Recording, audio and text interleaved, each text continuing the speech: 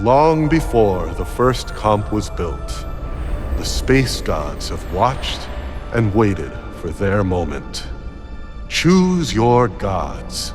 Your fate is written in the stars. Matt, what are you doing? We have playtest in 12 minutes. Oh, my bad. That's a story for another time. Let's play Space Gods.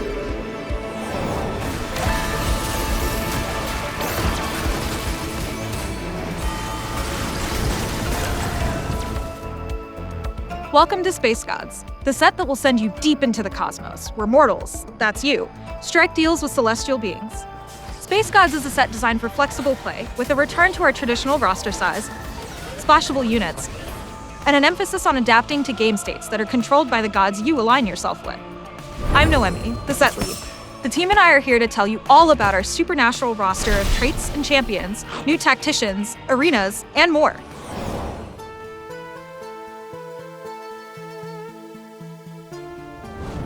I'll make sure we wait for you to get back to your desk before we start the lobby. Thanks, Matt. Appreciate it.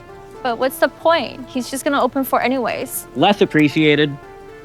Hey, folks. I'm Philip, lead designer on the set mechanic. In Space Gods, there is no carousel. There is only the realm of the gods. At the start of the game, 2 of our 9 gods will appear, greeting you and letting you know early on just what space gods are contending for power. That's important because instead of carousel, you'll be selecting an offering from one of the gods, and a less powerful generic one from Pengu, who's a god in our eyes, to say the least. In the realm of the gods, you'll be able to participate in drama on a galactic scale, choosing which god is your favorite. But I'd recommend choosing based on how helpful their offerings are for your game plan. Once you've chosen your god and offering, you'll also get their relic, which represents your fealty and follows you around, letting other players know to whom you've made your allegiance.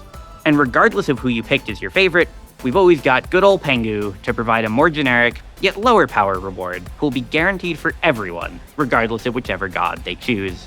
The Realm of the Gods allows you to power up the way you want, all while witnessing and partaking in a game of sycophantic favoritism. But what's the point in picking favorites and creating conflict if there's no resolution to our celestial drama? Enter the 4/7 boon selection. This is where whichever god you've been choosing the most will come to your board with an armory, similar to the Treasure Dragon of Dragonlands, except with offerings that are thematically tied to that god's personality. They're boon, in addition to some other, more general rewards. Each of our gods has a unique blessing they'll grant to their followers, whether that's Yasuo's, which further upgrades his hexes, or Aurelian Soul's, whose boon offers you a selection of quests with powerful rewards.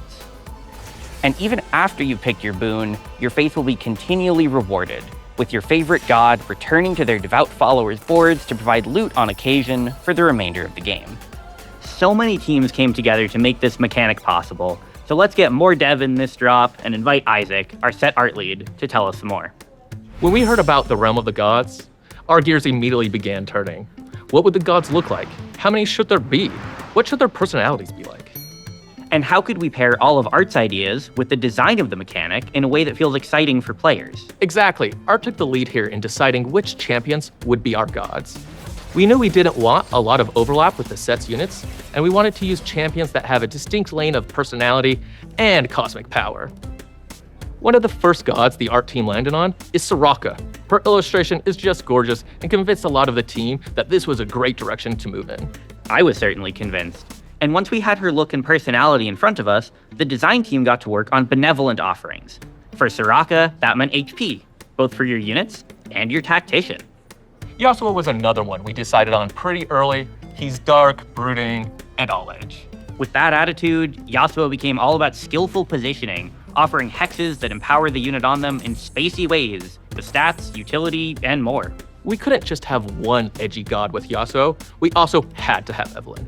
I love Eve because she represents such a powerful player experience. Being lured in by risky power? Yup.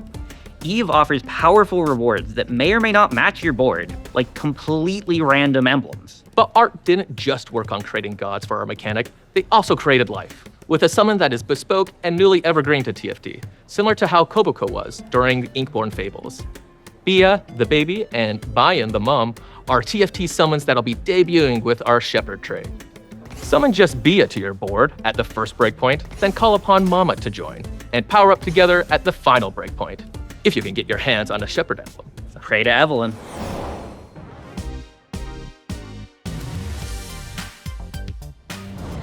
With Space Gods, we set out to space with a dynamic, fun, and celestial roster, distributed across the universe, but also a trait web that took what we loved and learned from the flexibility and excitement of past sets. So why don't we start out with a trait that almost all our Space Gods love, Space Groove. With their Starlight Boogie, Groovians can enter the groove, gaining attack speed and health regen, but each unit has its own special way to get their groove on. One-cost Teemo enters the groove whenever he puts enough Shroom Boom Poison on an enemy champion, but he'll need to attack and stack fast. 4-cost Nami tosses Disco Bubbles at her targets, briefly entering the groove on cast. And then, there's Space Groove's legendary unit, Blitzcrank, and their pit crew of puppers. Once Blitz falls below a certain health threshold, they'll take a beat to repair. After a top-off of oil and Bork bites, they'll re-enter the fight and the groove as they passively fire off zaps and create tragic mishaps, uppercutting their target into the moon. Wait, that's no moon. That's a space disco ball. Opposite to the disco glow is the light-consuming black hole that the Darkstar trait creates. As you feed your black hole enemies, it will empower your units. If you're a fan of finger guns, well, you're in luck, because Jin is taking those literally and cosmically. Almost godlike with his ability, Jin's the high spectacle legendary unit of Darkstar whose galactic finale looks kinda like this. And exploring those stars, dark, supergiants, dwarves, and the likes is our lighthearted Meeple trait. Meeple brings a whole lot of units and a whole lot of meeps, which will strengthen your abilities. Field more Meeples, acquire more meeps. Simple as that. The 5-cost for Meeple, Bard, summons a UFO, which stands for Ultra Friendly Object, that'll deal magic damage per second. Deal enough damage, and you might even beam up an enemy unit. Alright, Major Tom, let's get to a high-stakes trait that's certain to leave ground control and chaos. Anima gathers tech after each combat, more on kills, and even more the higher your loss streak. You can cash out your tech for Anima Squad weapons to use on any unit. Weapons like Battle Bunny Crossbow, which will fire a cone of arrows at enemies if you can get enough crits off. Or the Yumi Bot, which heals the wearer and attaches to nearby friends upon the holder's death. Anything for chin scratches, I suppose. While they're good on anyone, these weapons, and Cat, often have specific users that they're the best on, like Rocket Swarm on Jinx. And even if you deactivate Anima, your items will stick around. Anima's not the only trait using tech that you'll encounter in Space Gods. The Mecha trait will transform Urgot, Aurelion Sol, and Galio into their ultimate mecha forms, granting them stats and enhanced abilities. Once they're mech'd, they'll take up 2 slots and count twice for the Mechas trait.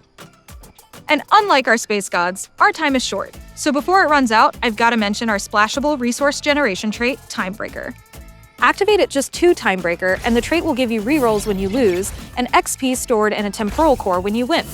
Once you activate 3 Timebreaker, in addition to its earlier effects, all your allies will gain bonus attack speed. Timebreaker takes learnings from the flex play we love so much in lore and legends. Splash just 2 in early to fuel your econ, or use the 3-piece as the backbone to any 1 or 2-cost reroll line. As you familiarize yourself with the set, you'll notice many 2-piece classes and other origins with breakpoints for each additional unit you add. I've covered just a few of our major origins, but in Space Gods, you'll also be able to overwhelm your enemies with baby swarmlings via Primordian, chart constellations of empowered hexes with Stargazer, and deal powerful signature attacks with Nova. And moving past traits, we've also got a few threat-like units that you can utilize into many end or mid-game boards. Graves, for one, is a build-your-own unit, allowing you to constantly purchase upgrades, unlocking tech trees for customization in the process. And Sona creates commands that buff her allies by telling them what to do and how to do it. Gun Goddess Misfortune will let you choose between 3 unique traits, similar to KO Coliseum's Lee Sin, but as a 3-cost. Misfortune isn't the only low-cost threat-like unit. We've also got utility tanks like Rost and Tahm Kench at 3 and 4 gold respectively to pad out the front line for any comp flexing on the fly. 2 more trait-agnostic 5-cost to end things with, Vex and Shen. Vex is an attack speed-focused hypercarry that'll slap your foes around without a shadow of a doubt, but with shadow, no doubt. While Shen is a bastion who will tear through reality by opening a rift, slowing enemies and accelerating allies' attacks. Alright, I've got a playtest to win. Now, over to Valentine to talk illustration. So we had a very specific style in mind for the Space Gods that shows off a more traditional style of painting than we've typically seen on TFT. There's no perfect blending, but we obsess over things like brushstrokes and texture, and hopefully as you look closer at these, you'll notice those little details too. The lack of perfect blending is sort of a reflection of our gods too. They're iconic, larger-than-life characters, none of whom are perfect, but we kind of love them for that, right? When we were looking at a champion for the God of Time, most of the team immediately thought of Zillion because he's old, he's godlike, he's got a big clock on his back. But using Zillion as our time god would have just been using Zillion. And for our space god roster, we wanted to elevate existing characters into hyperbolic but flawed godhood. Let me show you what I mean with Echo, the god of time. Echo's a tricky character because we already know him from so many different places. Arcane, true damage, and he's my favorite air-hopping, time-winding champion in 2x KO. So bringing the kid into godliness meant lowering the volume on his emotions in trade of a more stoic, somber, and experienced version of our boy genius. No longer a boy, but still begrudgingly a genius. The way Echo's powers manifest in League is with an after image, allowing him to chrono break back in time. But our god version of him has versions that aren't just backwards in time, but also forwards. We've got Kid Echo in the back trying to grasp the hourglass that present Echo has control over, while the one in the foreground is an older version of Echo. Then it was adding time motifs to show Echo more as time itself, Roman numerals on the clock behind him creating a halo effect, and circular shapes throughout that are all indicative of time. Meanwhile, the golden markings on his skin elevate Echo to make him feel almost ethereal, while also being natural to himself in his color and style. As you play, we hope that you have time to pick up on the little things like this that make each god unique. Thanks for stopping by. Now I'll beam you over to our other team of artists in Singapore.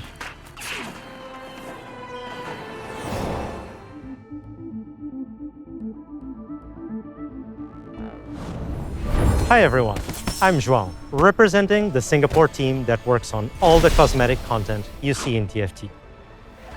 Before we blast off with Space Gods, I wanted to highlight one very special Unbound, entering the convergence for the final patch of Lore and Legends.